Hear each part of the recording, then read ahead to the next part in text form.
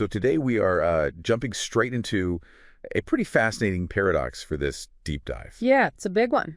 Right. We're looking at a 20-year analysis of what the sources call a societal metamorphosis from 2006 to 2026. And the main headline here is that while we are technically, the most connected humans in history. On paper, at least. Exactly on paper.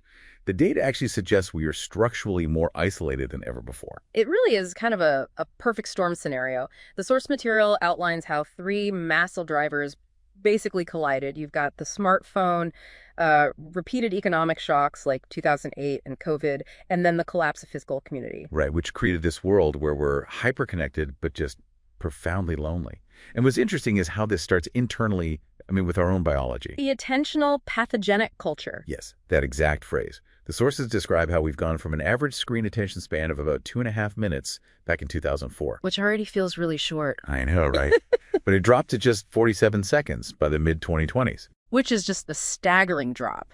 But I think the key takeaway from the analysis isn't just that we're getting bored or lazy. It's structural. It's the switch cost effect. The research actually shows that every single time you toggle between tasks like Slack to email to text, you aren't really multitasking. You're forcing your brain to recalibrate. Yeah. And that creates this cognitive load that drops performance by 20%.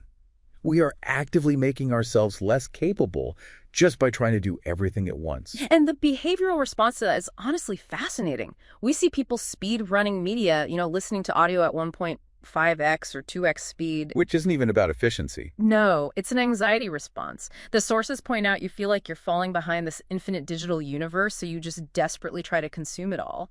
Which perfectly brings us to the connected caveman concept. This really explains the polarization we've been seeing.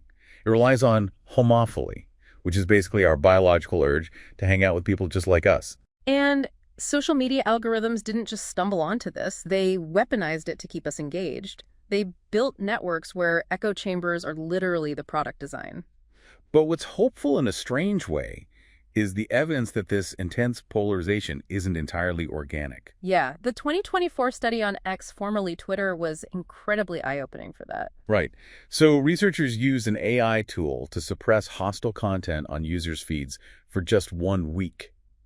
And in that tiny window, users' feelings toward their political opponents improved by a margin that usually takes 3 years of natural social evolution. That is the smoking gun right there. It proves that a lot of this conflict is engineered by the platform architecture. You remove the algorithmic amplification, and humans actually get along reasonably well. But we aren't getting along in the physical world because we just aren't in the physical world. We've lost our third places. Exactly. The parks, the cafes, libraries.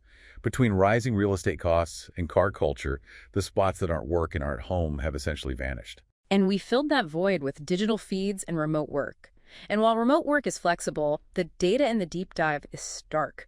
Fully remote work correlates with a 25% daily loneliness rate. Compared to just 16% for on-site work, we effectively traded the commute for isolation. And that isolation is really reshaping our most intimate relationships, too. We've stopped calling each other. Voice calls have too much friction. They're awkward.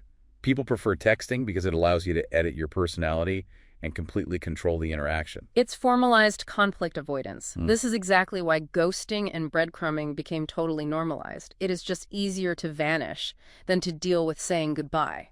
But it goes even further into this new frontier, the rise of AI companions. Apps like Replica saw a 700% surge between 2022 and 2025. People are literally marrying avatars. And honestly, it makes sense if your goal is to avoid all friction. Yeah. And AI never argues, it never has a bad day, and it never challenges you. Precisely. It is a relationship with zero friction.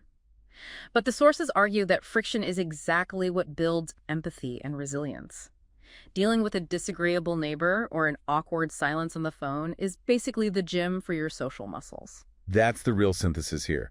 We spent 20 years using technology to remove every inconvenience, ordering food, filtering news, automating romance, and we traded the friction of the real world for the frictionless isolation of the digital one. We essentially optimized the humanity right out of our day-to-day lives. So here's a provocative thought to leave you with.